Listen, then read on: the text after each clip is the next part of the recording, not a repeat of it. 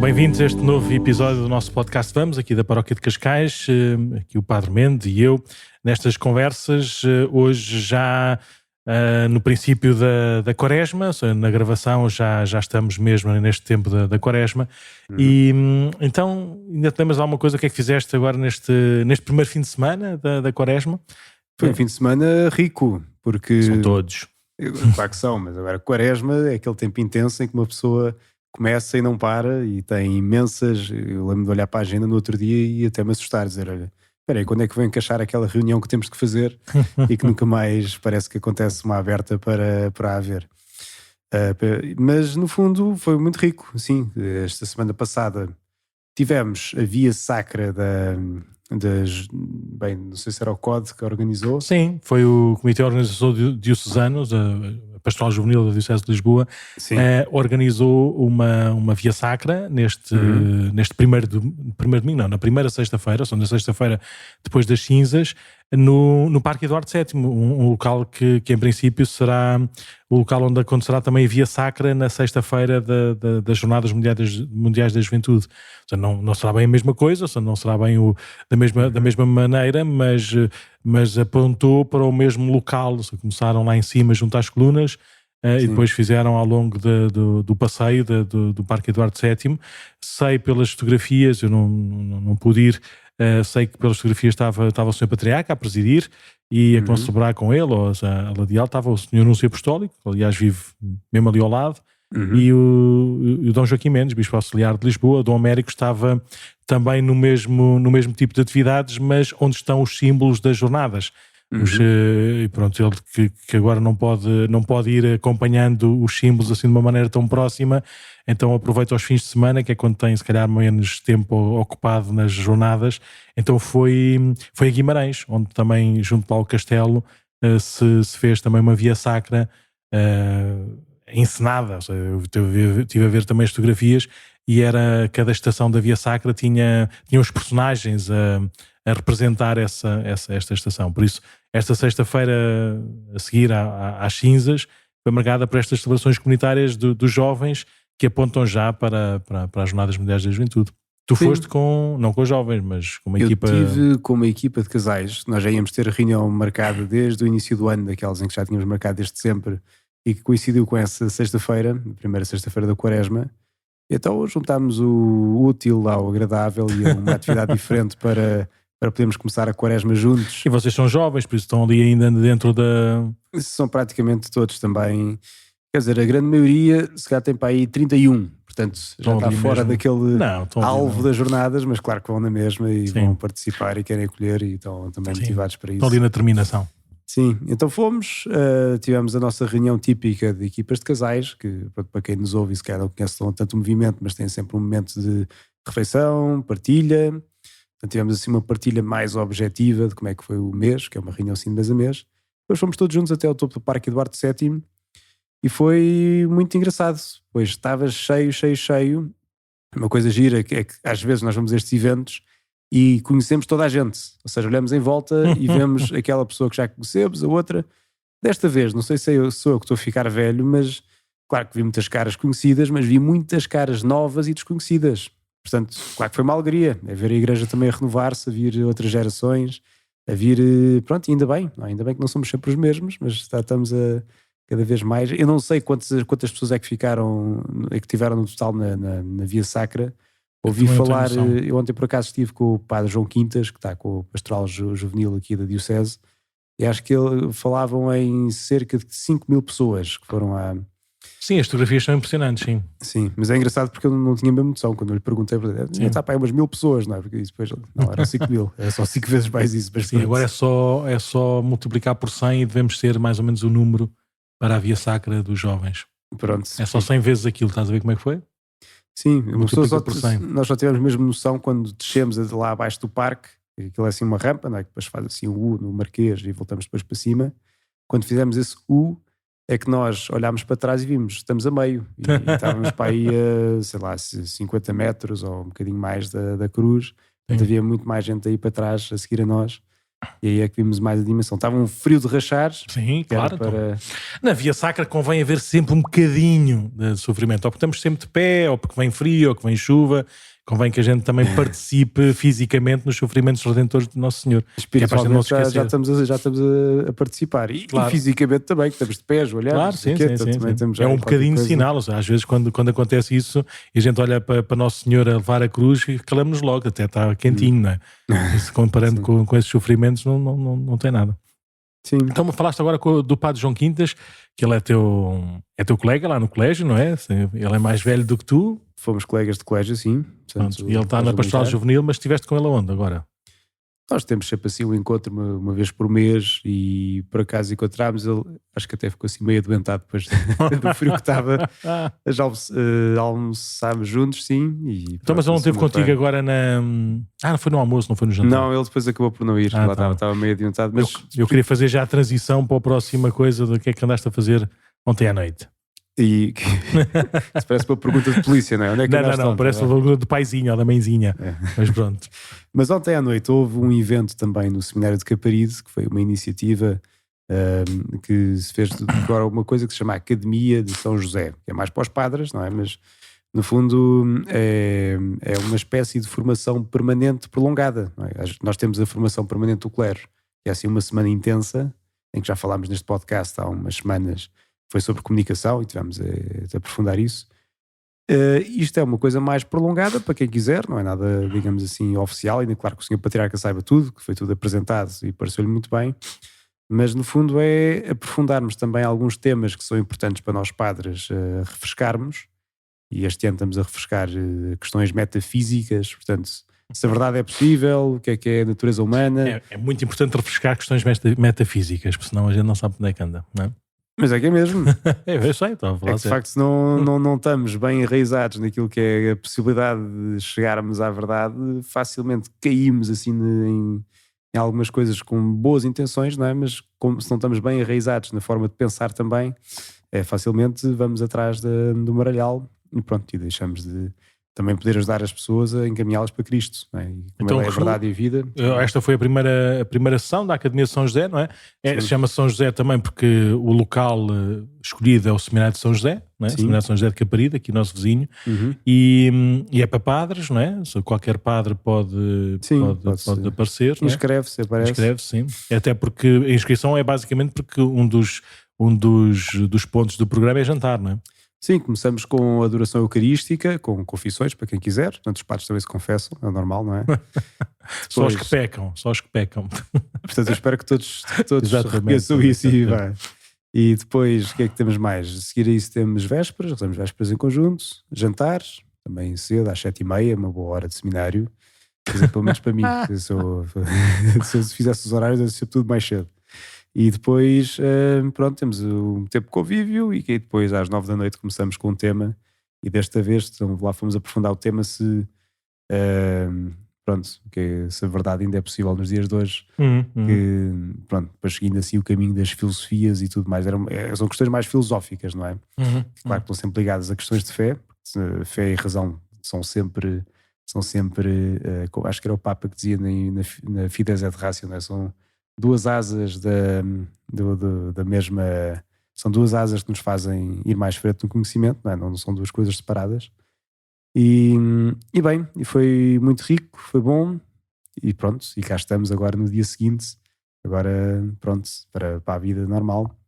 Mas além disso, houve também outra coisa que aconteceu este fim de semana, ainda antes de segunda-feira, que Padre Nuno, se calhar o Padre Nuno pode-nos falar um bocadinho melhor, que estamos agora a refrescar as equipas também da paróquia, as equipas de serviços diferentes que há cá.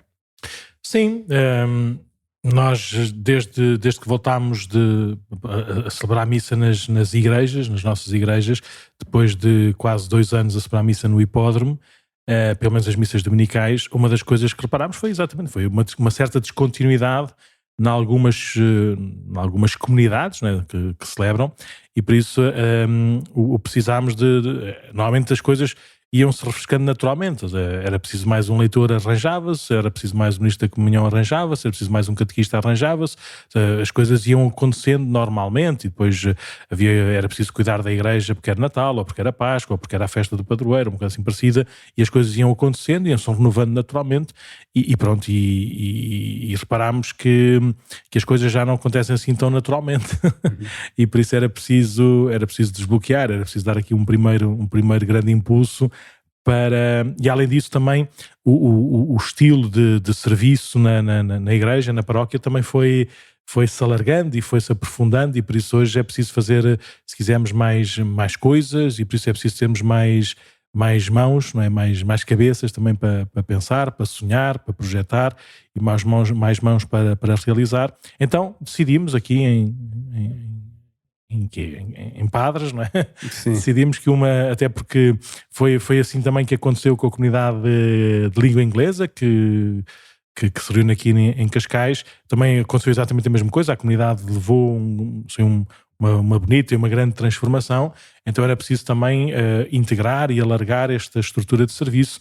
Então eles fizeram ao longo de dois domingos ou 3 domingos, fizeram assim também um sign-up. Assim, sim, no caso eu acho que foi só no domingo. Foi só no domingo? Foi. Então, avisou-se no domingo? Não, mas eu fiz no meu domingo. Tu também fizeste no teu domingo ou foi só comigo?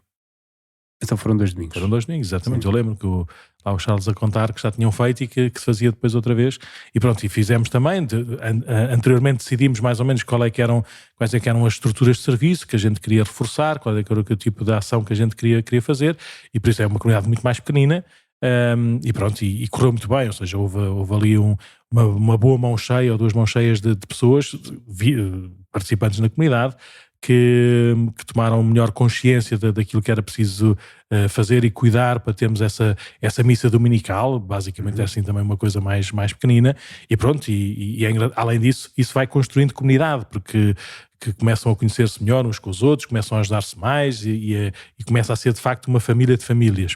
E pronto, e inspirados por esse exemplo, procurámos também fazer aqui na paróquia, assim, de uma forma mais abrangente, mais genérica. Também ainda muito concentrado aqui na igreja paroquial, que é aquela que tem mais missas habitualmente ao fim de semana, mas pronto, mas não se resume às pessoas que vêm à missa à igreja paroquial, mas nesta primeira fase era mais dedicada a isso. Então sugerimos às pessoas, e as pessoas podem ver no nosso site da paróquia, se calhar podemos até pôr depois aqui no link na descrição do episódio. Na prática é pormos a render ao favor de todos, né, da igreja toda, aquilo que são os dons, aquilo que são os talentos de Deus. Não é? Nós às vezes as pessoas ainda têm ali se calhar é acerto de linguagem ou desacerto de linguagem, mas já ouvi várias vezes: diga lá, senhor padre, precisa de ajuda para quê? Né? E eu digo: eu não preciso de ajuda para nada, para separar a missa não preciso de ajuda nenhuma, para confessar não preciso de ajuda nenhuma, por isso se houver coisas há, se não houver não há, não é o padre que precisa de ajuda. Faz lembrar assim uma comparação um bocadinho aparvalhada, daqueles maridos que se vêm confessar e um dos pecados que confessam é não ajudar a mulher em casa.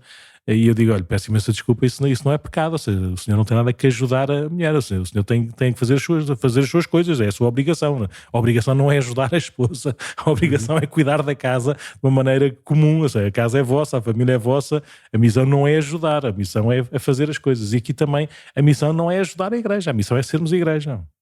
A missão é tomarmos consciência de que cada um, com certeza, de acordo com os seus dons, daquilo que são as necessidades também do corpo inteiro, e para bem de todos, ver e ganhar esta consciência, esta responsabilidade de variadíssimas maneiras, não é?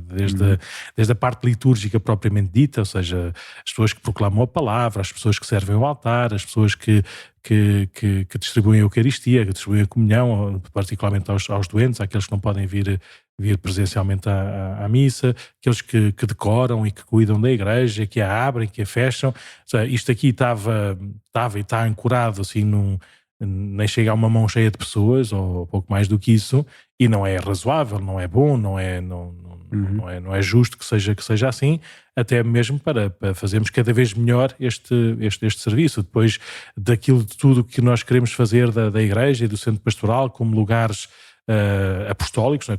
Como lugares evangelizadores e acolhedores. Se calhar precisamos de mais gente que cuide, que pense, que prepare, que faça as coisas, não é? Também numa questão daquilo mais comum, das limpezas, arrumações e a manutenção das pequenas coisas, não é? Às vezes também importa ter assim um backup, não é? Naqueles dias mais necessários, não é? De uma limpeza mais abrangente, ou disto, ou seja, é preciso pintar uma parede, é preciso arranjar uma porta, é preciso mudar os canos, é preciso tratar de fechaduras, e às vezes haver assim um conjunto de pessoas que sabe fazer isso, tem essas competências e pronto, e assim como cuida disso em casa, cuida também disso aqui na igreja, ou nas igrejas, que são bastantes aqui da paróquia. Também nesta parte aqui do podcast, ou seja, está aqui ancorada entre 3 ou 4 pessoas, e em que 2 delas estão aqui ao vivo, assim, a cores e ouvi-los. E se calhar é importante até mesmo para soltar o padre ou os padres para aquilo que é a sua missão exclusiva, ou seja, que mais ninguém pode fazer. Se calhar também era importante ter alguém ou alguém, não é, que cuidem desta parte da produção, do cuidado, do arranjo técnico, também da divulgação e de criar mais conteúdos para podermos chegar mais longe neste anúncio e neste cuidado da palavra de Deus, da doutrina da Igreja. Por isso, há aqui uma variedade enorme de serviços que é apenas o princípio, ou seja, que é apenas a raiz. Quando nós começarmos ou continuarmos este caminho empenhado, de certeza absoluta que vamos ver outras coisas que o Espírito Santo suscita. Ou seja, eu ainda não tive tempo de ver lá, as inscrições são online, para termos um acesso mais rápido e mais fácil aos dados das pessoas. Vamos reforçar o apelo deste próximo domingo também, e se calhar neste próximo domingo já vamos sugerir alguns primeiros encontros para nos reunirmos, não é? E para começarmos a trabalhar na equipa para ver quais é que são os passos seguintes a dar. E ela disse, houve quem escreveu também fisicamente nos boletins, não é? E sim, vai entregar. E, portanto, é isso mesmo, sim. Ou seja, as pessoas levaram, e também neste fim de semana se calhar ainda vamos fazer mais isso, podem levar o boletim para casa, podem ver em mão aquilo tudo que está na internet, na nossa página da paróquia, e também podem inscrever-se escrevendo, não é? Escrevendo lá assim, uns pequenos dados, poucos, não é? Na prática é só para a gente depois contactar para dizer quando é que é a reunião. Mas podem fazer isso também fisicamente. O ideal é fazer-nos chegar a essas inscrições e pronto, depois que isto também seja um bocadinho também da nossa caminhada quaresmal, ou seja, da gente se dispor ou se esforçar um bocadinho mais para depois, ao chegar à Páscoa, a gente já ter isso assumido e bem vivido e bem experimentado. Pronto. Na prática é assim, mais ou menos. O título é Ser Igreja, Servir a Igreja. É isso mesmo, ou seja, ser a Igreja também tem esta atitude de serviço, ou seja, aqueles que num determinado momento estão mais disponíveis para, não é? Por exemplo, a cantar no coro, ou nos coros, ou tocar, ou a organizar também o coro. Ou seja, nós na paróquia, na igreja paroquial, temos 5 missas dominicais, não é? Daqui a um bocado vem aí a Páscoa, com celebrações todos os dias, de manhã à tarde e à noite. E é preciso que haja gente que se prepare, que cuide das celebrações, que ensaie, para depois, na própria vivência da celebração, a gente poder usufruir, não é, desse cuidado e desse empenho para todos melhor participarmos. E por isso é preciso haver gente que, de acordo com as suas possibilidades e capacidades, ponha ao serviço de todos, também com este talento da voz, do instrumento, né, musical, até do cuidado de pessoas que sabem ler música, que sabem organizar as coisas, que sabem um bocadinho de liturgia. Ou seja, na prática é pôr-nos ao serviço de todos. Se calhar já pouca gente se lembra, não é? Sou pároco aqui há 14 anos, por isso já celebrei 15 missas do Galo, mais coisa menos coisa, né? E das 15 missas do Galo houve 2 que não tiveram coro. E não tiveram coro porque não havia ninguém para cantar. Houve uma que ainda pensei cantar assim o princípio ou o fim, eu disse não, então, se as pessoas não querem cantar, fazemos em silêncio, não há problema nenhum, Nosso Senhor é o mesmo.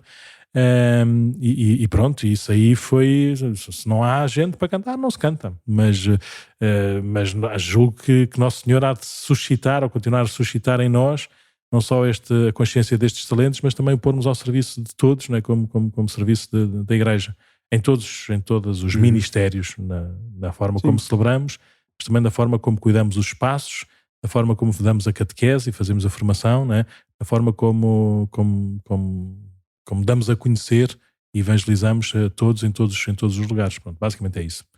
Vai correr tudo bem, é o que o Nosso Senhor quiser, vai ser bom, vai ser ótimo. E depois damos o feedback, consoante aquilo que forem as coisas que as pessoas vão... Então hoje, o que é que querias falar, Sr. Padre Mendo? Diz-me lá. Hoje já falámos a semana passada da mensagem do Papa para a Quaresma, mas não falámos ainda do Patriarca, que ele apenas lançou na quarta-feira de cinzas. Depois, como também em tempos, na altura falámos dos apócrifos, logo a seguir ao Natal, se não me engano, e as pessoas gostaram, não é? Mas pensei, agora nesta caminhada quaresmal também era giro irmos vendo alguns livros da Bíblia e de como é que isso também nos ensina ou inspira para viver melhor a Quaresma, que tem de facto assim, é uma riqueza, não é? A palavra de Deus para nós. E o livro do Gênesis, ouvimos no domingo passado, vamos ouvir no próximo domingo, vai-nos acompanhar agora também algumas vezes, portanto era bom, vamos olhar para algumas coisas do livro do Gênesis. E por último, falar destas estações quaresmais em Roma, que é assim uma tradição antiga, que também, como a Quaresma é uma peregrinação também, as estações quaresmais mostram essa peregrinação em ato, e só para falar um bocadinho disso, que é uma tradição antiga, faz parte aqui do nosso património latino. Então não foste à missa de quarta-feira de cinzas na catedral, espero eu, não é? Estavas aqui ao meu lado. Se fosse, não conseguia estar cá, não é? Não temos o dom da ubiquidade, não conseguimos estar em 2 sítios ao mesmo tempo. Mas deu para ler, ou quase que dá para ver também no YouTube a transmissão da missa e ouvirmos, porque a mensagem do Papa, do Patriarca de Lisboa para a Quaresma, corresponde à homilia de quarta-feira de cinzas, não é? Sim, ele faz a homilia na quarta-feira de cinzas e fica a mensagem também. Eu já tiveste a ocasião de a ler, assim queres... Sim, então o grande tom, ou a grande mensagem, até o título é Uma Quaresma para consolidar a esperança. Esse aí é de facto o título da mensagem, e o grande tom é de facto converter-nos a Deus com todo o coração, que é o centro da Quaresma, não é? Nós convertermos, voltarmos para Deus, percorremos este caminho da vida que Deus quer para nós. E o Patriarca então fala-nos a partir daí, de uma passagem de Joel, não, estupidez. Agora deu boa branca, mas é... Então... Sim, exatamente. Portanto, fala-nos a partir da passagem que diz agora o Senhor, convertei-vos a mim de todo o coração, com jejuns, lágrimas e lamentações. Rasgai o vosso coração e não os vossos vestidos. Convertei-vos ao Senhor, vosso Deus, porque Ele é bom, porque Ele é clemente e compassivo, paciente e misericordioso. E sim, de facto, fala-nos o Senhor a convidar-nos então para nós convertermos-nos. Ele começa logo, como não podia deixar de ser, não é? Aplicar para este nosso contexto português, em que saiu o tal relatório que falava dos abusos, portanto aplica essa conversão também a este caso em concreto, revela a tristeza que têm pelo que aconteceu e pelos que sofreram, mas lembra também que a Igreja não deixa também, nunca desiste desta conversão, não é? Deste voltarmos para Deus. Ele lembra-nos que nós também somos a única Assembleia do mundo, não é? Portanto, a Igreja que começa, quando se reúne, a pedir perdão dos seus pecados, portanto, também este tom penitencial de pedir perdão ao Senhor, e exorta-nos, essencialmente, no fundo isto é uma mensagem muito simples, mas é daquelas que nos faz bem, não é? Que ouvimos assim o essencial e dizemos, olha, é isto mesmo, não precisamos inventar muita coisa. Exorta-nos a seguir o Evangelho, que temos ainda na nossa vida uma Páscoa a cumprir. Ou seja, temos de passar ainda pela morte para depois ressuscitar. Temos de pegar na nossa cruz, seguir Jesus, ir atrás dele, para depois também com ele ressuscitarmos. Depois dá assim alguns pontos particulares que chamam a atenção assim de uma forma subtil, a dizer, não vamos para além, temos o risco na Quaresma ficarmos simplesmente pelas coisas exteriores, pelas exterioridades. Portanto, não ficarmos apenas por aquilo que é formal, por exemplo, fazer uma via sacra ou fazer uma data de coisas exteriores como, olha, vou deixar isto, vou deixar aquilo, vou fazer este sacrifício e o outro, mas depois deixar de lado e não ficarmos atentos àquilo que de verdade nos pode converter e tem um significado muito maior. Portanto, partir de dentro, é assim o tom, o sublinhado que faz o Patriarca. E depois, sempre também em comunhão com os outros. Ele lembra-nos que o jejum abstém-nos de nós para dar lugar aos outros, e que quando rezamos o Pai Nosso também com os outros. É o Pai Nosso, não é apenas o Pai meu, mas o Pai Nosso. Por último, depois ele dá uma palavra aos padres, em particular, uma palavra de alento, quer dizer, para prosseguirmos com a atitude de Cristo, bom pastor, sobretudo mantendo, tal como Jesus fazia, com tempos de oração pessoal, não é? Retirar-nos e rezar neste tempo também da Quaresma, ensinando os discípulos a rezar como fez Jesus, e depois pelos gestos sacramentais, tal como Jesus também curava, expulsava demónios e continuava fazendo o bem, também nós pelos gestos sacramentais, que então sejamos um sinal desse Cristo que passa, e então dá-nos essa palavra de alento para continuarmos o caminho e animarmos-nos neste caminho de conversão para o Senhor. Pode ter uma mensagem muito simples, podemos ler, depois pomos lá o link também. No fundo são 2 páginas, não custa nada, são 10 minutos. É uma homilia à Papa Francisco, não é? O Papa Francisco disse há pouco tempo que as homilias tinham de ter menos de 7 minutos, não era? Uhum. Ou algo assim parecido. E portanto vai assim aos pontos diretos e convida-nos então a converter-nos e de fundo, depois claro, no fim refere o evento das jornadas, que diz que é muito importante nós lembrarmos que de facto pode dar uma grande revitalização a todos os jovens, de facto neste período pós-pandemia está muito a precisar também assim para acordar a malta e fazer com que sigamos atrás de Jesus.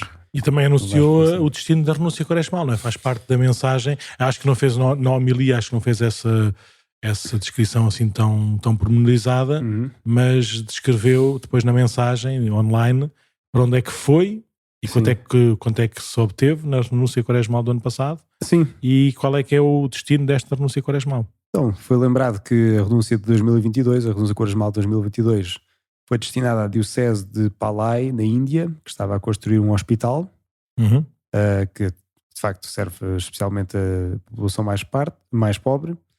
E parte foi também para a Caritas Diocesana de Lisboa para apoiar a crise de refugiados ucranianos que chegavam a Portugal. E que também diz que essa renúncia totalizou 140 mil euros do ano passado. E que deste ano vamos então entregar essa renúncia quaresmal para a construção de uma casa de acolhimento de adolescentes e jovens que vão estudar em Laleia, na Diocese de Bacau, Timor-Leste. Vamos apoiar os nossos cristãos amigos do outro lado do mundo. E é uma casa que é gerida pelas franciscanas missionárias de Nossa Senhora. Ao mesmo tempo vamos apoiar também a comunidade Vida e Paz, que é em Portugal, que apoia as pessoas em situação de sem-abrigo. E pronto, renúncia quaresmal, se calhar podíamos falar um bocadinho disso, não é? Que não sim, no próximo episódio até para vermos exatamente qual é que vai ser o método da recolha da renúncia quaresmal. Habitualmente nós no primeiro domingo da quaresma tínhamos os envelopes a dizer renúncia quaresmal depois do próprio do ano, e dentro do envelope tínhamos impressa a mensagem do Santo Padre e a mensagem do Patriarca.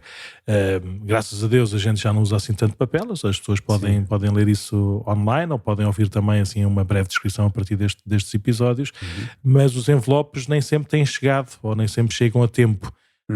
E nem sei se é a melhor maneira depois de fazermos chegar esse fruto da renúncia. Por isso vamos ver se nós distribuímos os envelopes ou não ou saber se a pessoa pode fazer a transferência direta logo para a conta do patriarcado específica para a renúncia quaresmal deste ano.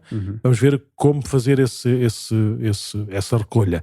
A lógica da renúncia quaresmal parece-nos simples, ou seja, mais do que uma esmola no sentido explícito do termo, ou seja, de nós termos capacidade ou possibilidade de ajudar de facto a construir lá essa casa de acolhimento de adolescentes e jovens na outra parte do mundo, e com certeza que haveria pessoas que vestiriam essa camisola e dariam um subsídio para a construção. Não é isso que se pretende. O que se pretende é que estes valores significam ou simbolizem ou traduzam aquilo que são os nossos gestos de renúncia para o nosso bem e para bem do corpo que é a Igreja. Por isso,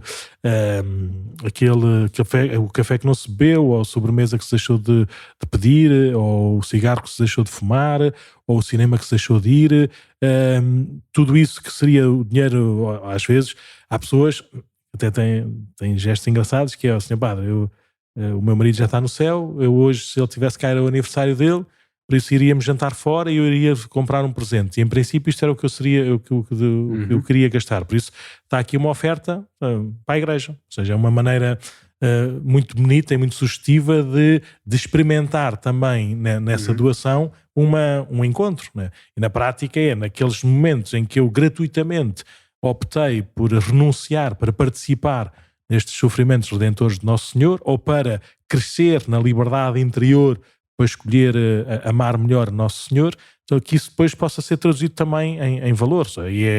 E às vezes é impressionante até darmos conta que gastamos tanto, não é, em coisas acessórias ao longo de 40 dias. Por isso não é preciso, como é óbvio, ninguém está aqui a apontar assim numa tabela de Excel quanto é que custa e quanto é que deixa de custar, ou seja, é assim uma coisa simbólica, mas pronto, pois cada um tem a sua consciência, o seu método, a sua maneira de contar essas questões e de viver essa renúncia, mas a lógica é esta, a lógica é que seja a consequência de gestos de caridade sincera e de escolha libertadora ao longo da Quaresma, para bem. Isso é uma das opções de sempre dos nossos bispos, é que essa renúncia não faz parte das ofertas normais da Igreja, para o cuidado da Igreja. Ou seja, a Diocese de Lisboa sempre teve coisas para tratar e contas para pagar e vida, não é? Dos seminários, da cúria, da casa de espiritualidade, tantas coisas. Ou seja, sempre teve e tem necessidades para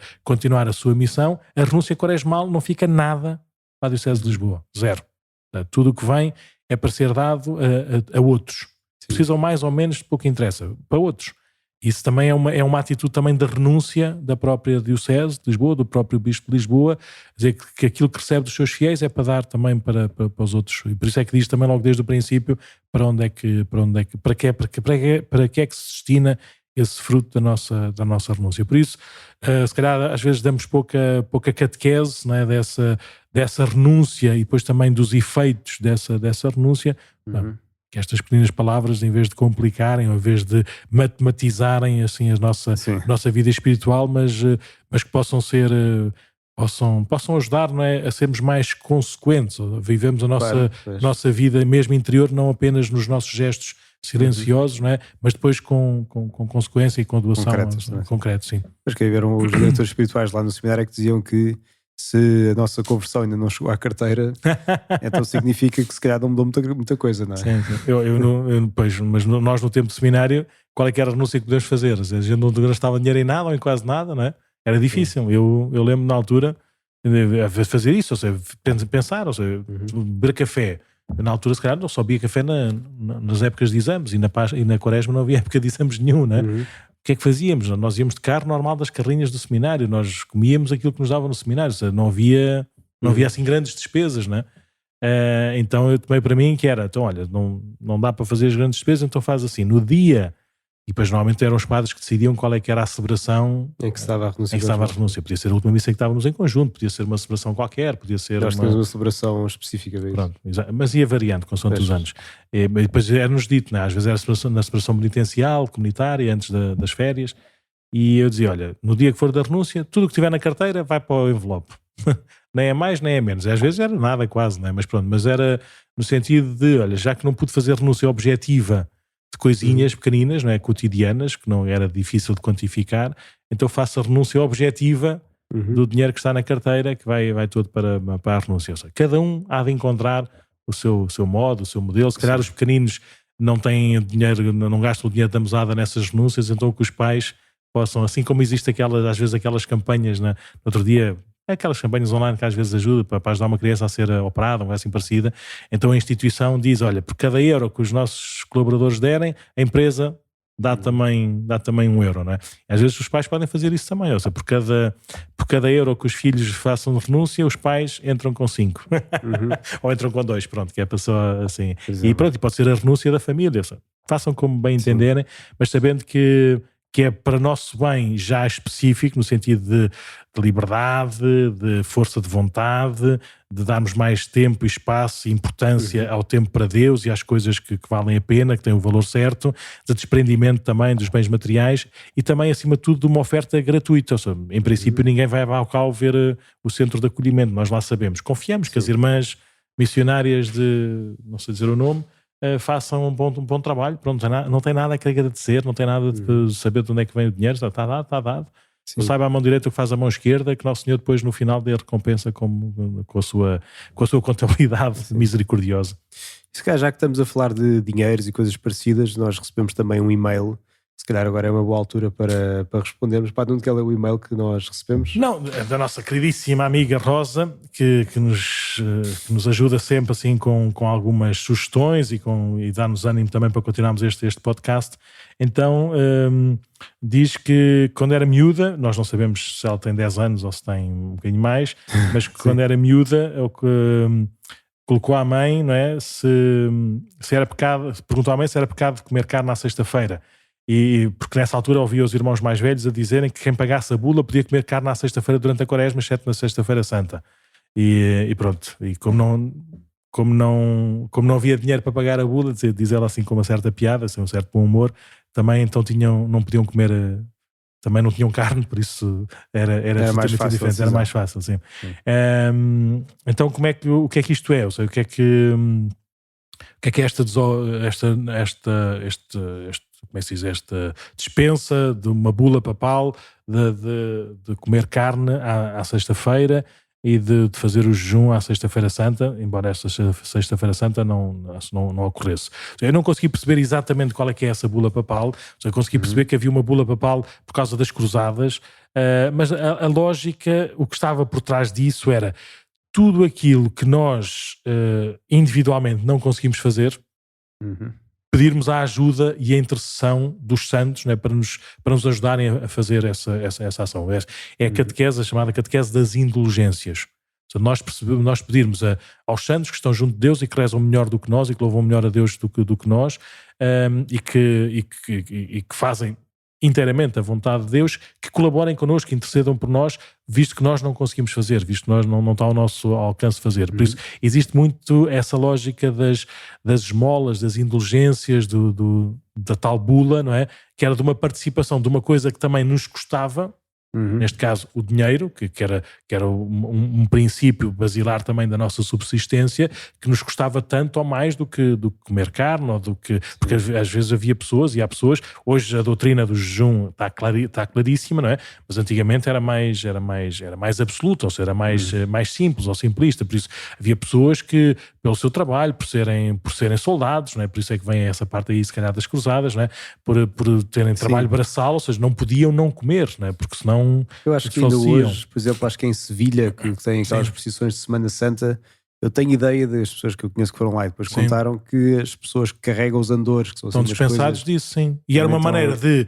E a lógica era, mas nós não vamos deixar de fazer o sacrifício, por isso, se o sacrifício não pode passar por não comer o alimento, não é? Por não fazer jejum, que passe por uma oferta monetária à igreja. Não sei se depois qual é que é o destino dessa bula, mas a lógica era essa. Claro que vivida por nós, temos um coraçãozinho e se calhar uma mente assim um bocadinho mais não sei o quê, ou nós gostamos mais de escapar pelos pingos da chuva, se calhar pode ser de facto vivida como, olha, eu pago uma taxa e faço o que quero. E despacho o assunto e quero lá saber se é sexta-feira. Nunca na vida a igreja nos proporia como um caminho de santidade uma lógica destas, não é? Por isso, por eu viver mal o jejum, a esmola, a oração, não significa que a proposta da igreja não seja de facto uma proposta e não tenha uma envolvência de facto eclesial.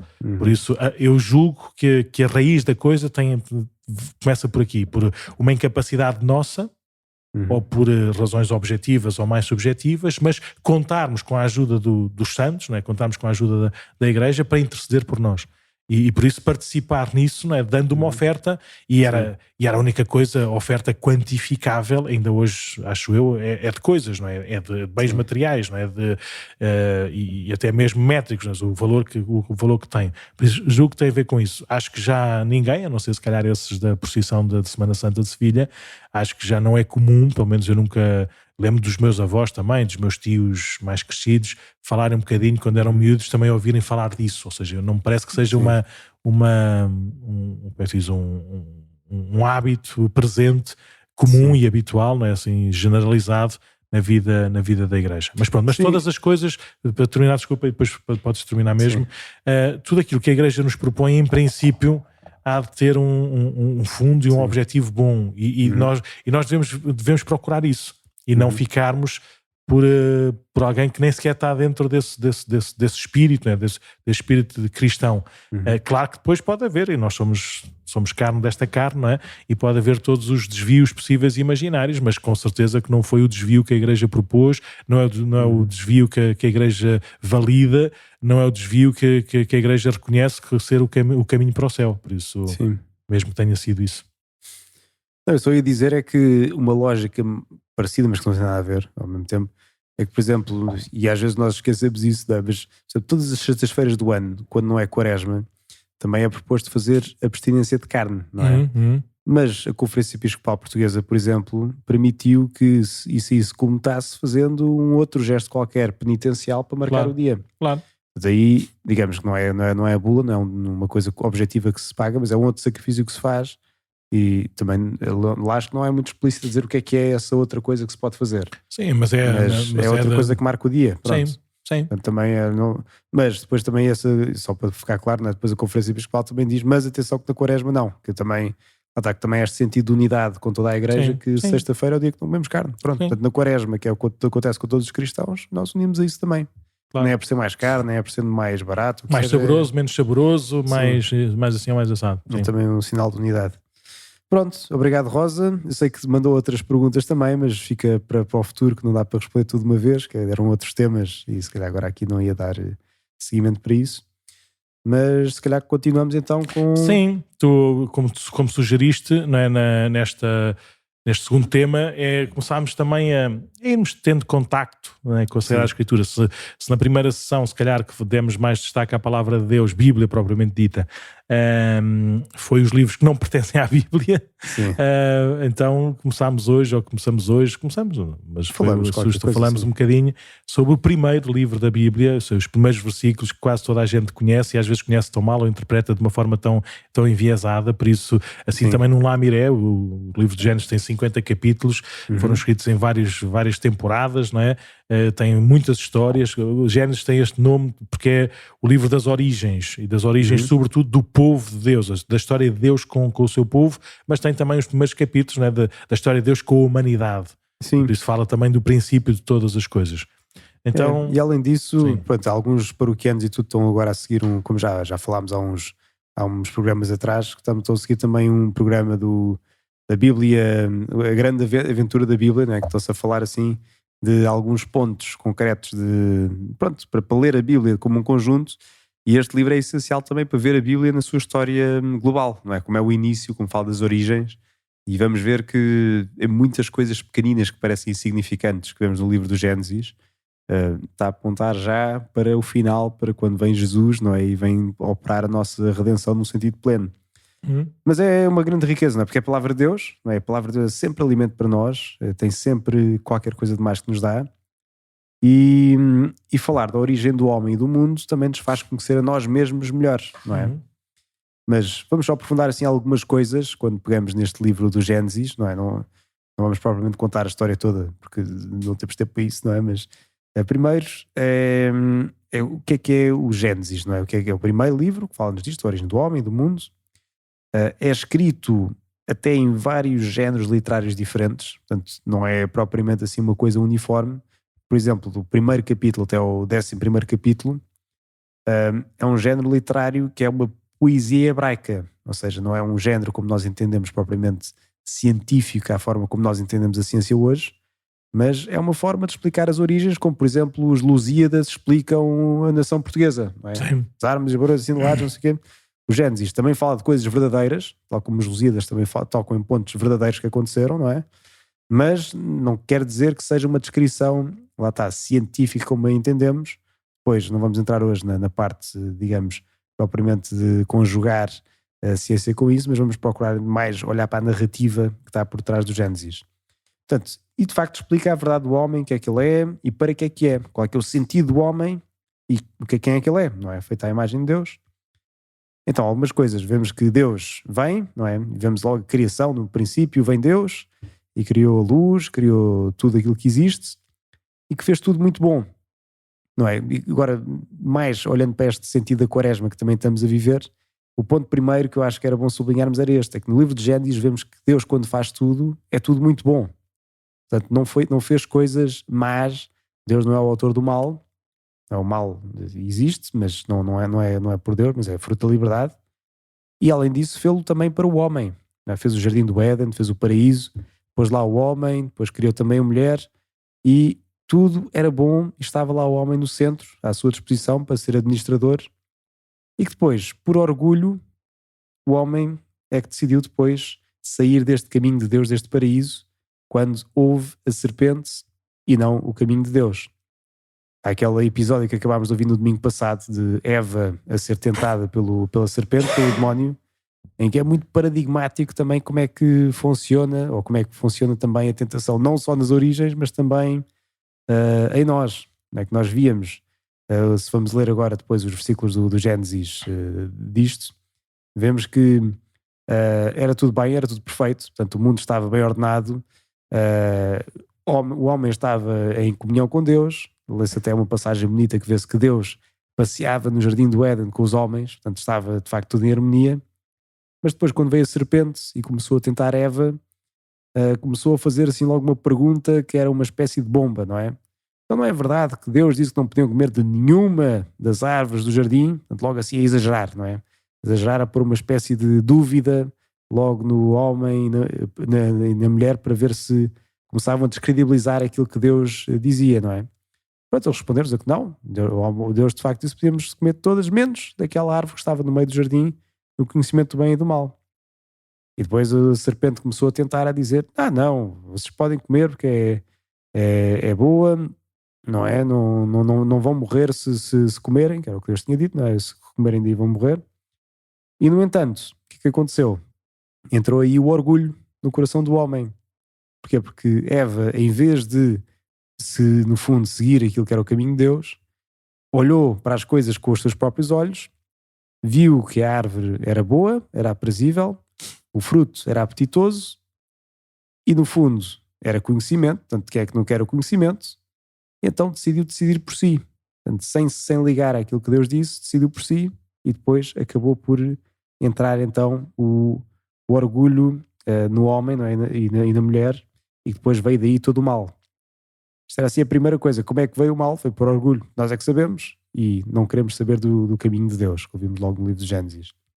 Depois vemos os efeitos também que o mal tem na nossa vida, e não é apenas em nós mesmos.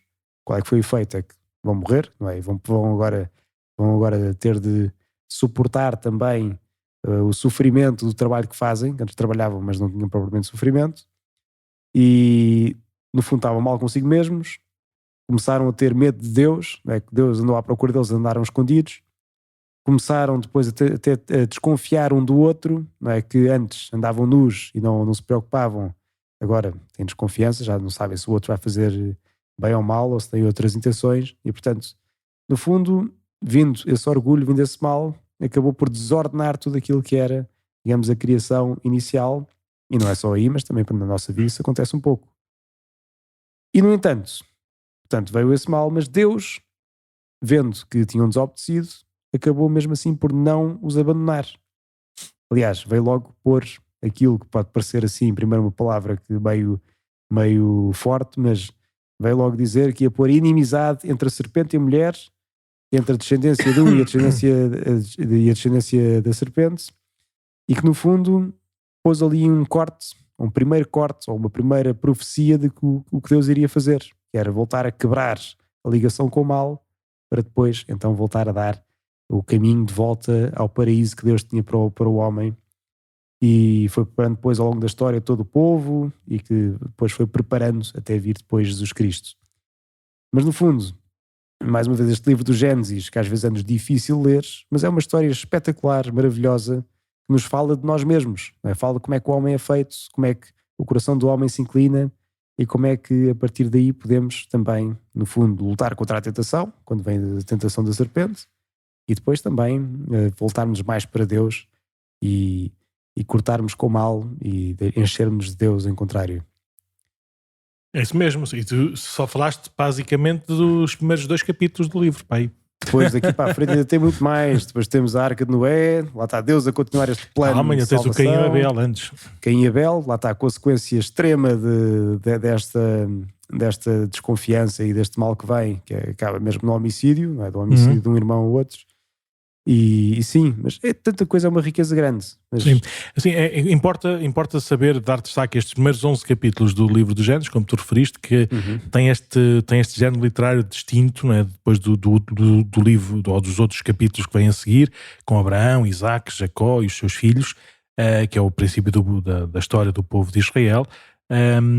Mas estes primeiros capítulos, 11 capítulos, de facto é responder à pergunta, não é, de onde é que a gente vem. E é impressionante como a partir desta história que foi revelada, intuída, inventada, repetida, há tudo, ou seja, é uma panóplia engraçada. Nós conseguimos ler textos também conhecidos de há 3.000 anos atrás, que têm quase a mesma linguagem do livro dos Gênesis, tem algumas imagens muito parecidas, nomeadamente de criar o homem a partir do pó, assim como se fosse um barro, e depois ser soprado com esse sopro de vida e ganhar forma humana e tudo. O impressionante, o que me impressiona a mim nessa história é ver como Jesus, que não é invenção nenhuma da nossa imaginação, que não é uma criação da nossa linguagem, que não diz assim uma coisa qualquer de não sei o quê, como Jesus é a resposta plena àquilo que é a nossa humanidade e como vem dar sentido, vem superar aquilo que aconteceu naquilo que nós contamos na história do Gênesis, na história de Adão e da Eva. E tanto que é espetacular que nós vemos tantos paralelismos. Impressionante, por exemplo, sim. Jardim do Éden, sim. Onde é que teve Jesus antes de ser entregue? Sim. Jardim das Oliveiras. A Eva que destrói a serpente, não é? Qual que acontece Nossa Senhora quando apresenta Jesus no templo também, mais uma profecia, não é? Que lá vão dizer. Não, mas por isso é que é bonito, ou seja, mais do que olharmos para esta história como uma história singular, uma historieta, assim, e depois nós pomos a pergunta a dizer, mas como é que sabem? Quem é que lá estava? Quem é que escreveu este livro? Foi o Adão? Foi a Eva? Mas onde é que estão os restos mortais? Então, e depois eram o quê? Filhos dos irmãos? Em vez de fazermos essas perguntas que partem de um pressuposto que não faz sentido nenhum, ou seja, que aquela história é uma história documental ou documentária, devíamos ficar impressionados com esta, como tu contaste muito bem, esta poesia, este canto, não é? E são vários, ou seja, há 2 descrições da criação do homem, com palavras completamente diferentes, não é? Com descrições completamente diferentes, por isso não essa poesia que se quis não perder. O mais impressionante é depois o sentido que ganha, não é? Pela pessoa de Jesus e pela vida da Igreja e por aquilo que tu também muitas vezes repetiste aqui nesta interpretação, daquilo que é a experiência de cada um. Daquilo que é a leitura atual e a leitura pessoal deste combate, não é? Com a tentação, com o orgulho, com o pecado, com a queda, com a abertura à graça. Por isso este livro, principalmente estes 11 capítulos especificamente, não é? Tem esta beleza de oração e esta verdade humana e da revelação cristã. Quando lemos este texto assim, de facto não haveria... Ou seja, é fascinante, mas quase ninguém entende o Big Bang, ou seja, ouvir um cientista, um astrónomo, ou seja, um fisicista qualquer, um físico não sei quantos, explicar a origem das partículas e das moléculas e de não sei o quê, é fascinante. Eu fico fascinado com o que se pode conhecer nesta nossa linguagem académica, mas percebo quase zero. Não é? Ler a história do livro do Gênesis... Ler a história, aqueles 2 primeiros capítulos, são 3 páginas, são 4 páginas, é tão ou mais fascinante, não é? E qualquer pessoa pode compreender, desde que não tenha este olhar assim tão se calhar tão manipulado, não é miúpe nem manipulado, mas uma leitura tão toda a gente já leu livros de todo o feitio, não é? Hoje eu lembro-me quando lia os jornais com o meu pai, eu ia ler as piadas da última página, eu ia ler a banda desenhada e sabia perfeitamente que aquilo não era a história do que tinha acontecido, era uma piada sobre o que tinha acontecido, ou seja, eu tinha que perceber a realidade para lá dessa piada. Por isso, todos nós, mesmo num livro qualquer, num jornal qualquer, percebemos que são textos distintos e é muito fácil perceber que aquele texto é único e é distinto, é riquíssimo e tem uma verdade que depois Jesus... assume, encarna, supera e se quisermos é também por causa disso, por causa de Jesus, é a verdade mais reveladora da nossa humanidade, né? da nossa individualidade. Por isso desafio-vos a continuarem a ler o livro de Gênesis. Às vezes qualquer pessoa lê a Bíblia, se calhar assim pela primeira página, por isso já era como eu se calhar a ler os Maias, ou seja, eu li para aí 20 vezes a descrição lá da casa, que eu agora já não me lembro do nome, não é? E depois adormecia e pronto, e voltava outra vez do princípio, e depois voltava sempre do princípio, e quase não superava essa descrição lá da casa. Se calhar as pessoas também a ler a Bíblia também só não superam o chegar ao Caim e Abel, e pronto, e chegam só por aí. Por isso que isto ajuda a desbloquear, não é? Às vezes as dificuldades de interpretação e a continuarem a ler a Sagrada Escritura, ou pelo menos o livro do Gênesis. Devemos voltar cá mais vezes, espero eu. Sim, e depois nós podemos pôr também agora na descrição do podcast, lá está, já falámos disto também em tempos, mas há assim uma introdução a este próprio livro, quando houve aquele podcast que saiu o ano passado, a Bíblia num ano, não é? Sim. E para quem ouvir, para quem falar inglês, depois tem lá também assim o próprio autor disso a explicar isto aqui muito melhor do que eu, também foi onde fomos buscar esta informação. E pronto, para quem quiser aprofundar mais. Muito bem, então Padre Mendo, para terminarmos neste nosso episódio, querias também propor-nos ou mostrar-nos uma coisa engraçada também da vivência quaresmal, em Roma. Em Roma. A segunda casa, estou a ver. Para a semana, o Padre Nuno há de nos contar uma outra estação quaresmal, que não é bem estação quaresmal, mas é uma tradição lisboeta, sim, que vai pregar... Depois vou repetir aqui o sermão. Sim, que vai pregar para a semana. Não vou nada pregar. Então, já existem muitos pregadores, não é? O pregador principal, nem sei quem é. Sei, mas é a procissão do Senhor dos Passos da Graça, da Irmandade da Graça, sim. E que tem exatamente isso, os passos. Por isso o princípio da procissão prega o Dom Américo, o final da procissão prega o Senhor Patriarca, que presida a procissão, e depois nos passos, assim, o passo central, aquele que quando só há um passo é esse que tem a pregação, é a procissão do encontro, a pregação, o sermão do encontro, sim. Nossa Senhora com o seu Filho Jesus, e quem prega é o Padre Zé Miguel, que é o Senhor Cônego, por isso eu sou apenas mais um que está lá perdido no meio, a pregar um dos pequenos passos da visita. Pronto, daí depois para a semana devemos falar dessa. Exatamente. E por isso mesmo, agora falávamos apenas de outra tradição destes costumes que há na Quaresma. Então, porque sabemos que a Quaresma é uma peregrinação, não é? Que vamos percorrendo um caminho ao longo do deserto até à Terra Prometida, passamos depois pela morte e pela ressurreição. E em Roma isso concretizou-se de uma forma muito concreta, essa peregrinação, através disso que se chamam as estações quaresmais, que já desde o fim do século II, III, o que é que acontecia? Cada dia da Quaresma tinha uma igreja estacional específica onde se celebrava a missa, onde o Papa ia celebrar a missa. E portanto todos os dias da Quaresma eram diferentes e fazia uma peregrinação física de igreja em igreja. Isto porquê? Porque eram 2 em 1. Por um lado, estávamos a celebrar a Quaresma também de facto como uma peregrinação. Por outro lado, era uma forma de o Bispo de Roma, o Papa, garantir a unidade da igreja, pois em Roma havia muitas culturas, muitos grupos. Então, assim, era também uma forma dele ir fazendo uma visita pastoral a todos os grupos.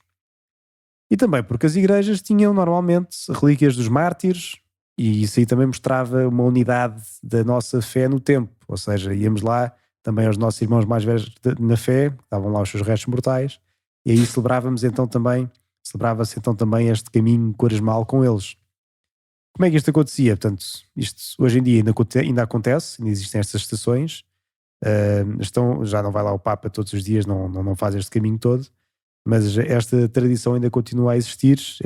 Foi entregue a uma Pontifícia Academia do Culto dos Mártires. Portanto, no fundo, ainda pode ser ao site do Vaticano, depois pomos na descrição, e que está lá também a descrição com cada dia de Quaresma e onde é que se celebra, qual é que é a estação, não é?